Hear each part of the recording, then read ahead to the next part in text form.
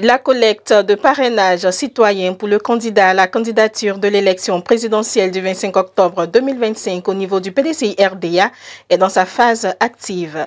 Après le retrait des kits de collecte le mardi 8 juillet à la CEI, puis leur remise aux représentants du district pour le déploiement sur le terrain, lors du lancement officiel le 10 juillet dernier, le PDCI-RDA prépare le succès de cette opération cruciale.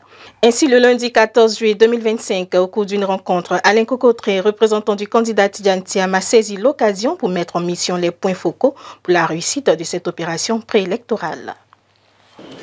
Il ne s'agit pas du directeur de cabinet. Je suis ici en ma qualité de représentant du candidat Tidjane Thiam pour lancer le parrainage avec le superviseur qui, en fait, co-supervise avec Maître Blessy et les membres du secrétariat technique qui ont travaillé sur le dossier. Il s'agissait de mettre en mission les points focaux qui vont nous aider de façon quotidienne à recueillir les résultats du parrainage en termes de chiffres, à communiquer aux candidats. Donc, c'est eux qui sont chargés de cette mission-là. On a réuni les personnalités qui ont été pressenties par le superviseur et parmi ces personnalités, nous allons voir quelles sont celles qui sont disponibles pour cette mission précise. Ces personnalités ont été choisies selon quels critères? Alors, le superviseur va vous le dire. Il y a donc un travail de construction de l'opération du parrainage qui a été mise en place.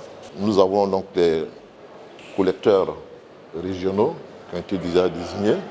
Donc, la liste a été mise à disposition de la CEI. On a les collecteurs délégués également. Donc ça c'est sur le terrain. Donc région par région, les choses ont été donc déjà identifiées.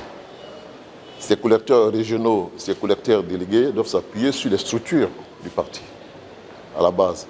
Les délégués, les secrétaires généraux de section, les comités de base, et les membres de leur bureau, les jeunes et les femmes.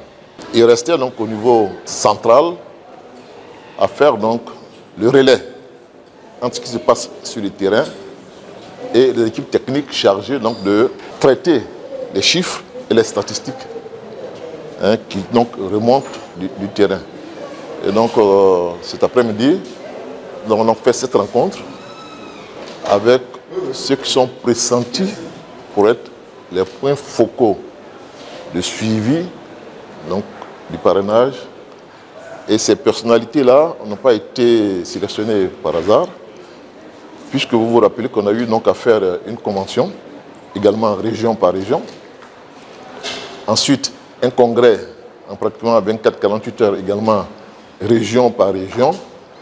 Et les personnalités ont été mises en mission comme superviseurs, région par région, pour organiser donc, ces événements-là. Et donc, ce sont ces personnalités-là que nous avons donc demandé donc, à rencontrer aujourd'hui pour voir si on pouvait donc, les utiliser encore cette fois-ci pour faire le suivi région par région de ce qui se passe au niveau du parrainage. Pour nous ramener donc les statistiques, mais également tous les problèmes qui se posent donc sur le terrain.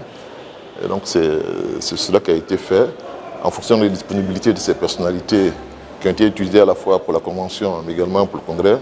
On va donc bâtir, finir de bâtir donc l'architecture. Donc on aura d'une part donc la base, on aura les collecteurs régionaux, les collecteurs délégués, ça c'est la base. Ensuite au niveau central, on a le secrétariat technique, qui est notamment donc, le coordinateur central de toute l'opération, qui est donc ce monsieur à ma droite.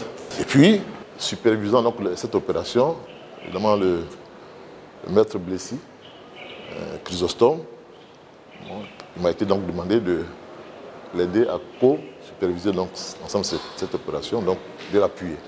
C'est dans ce rôle-là que je suis.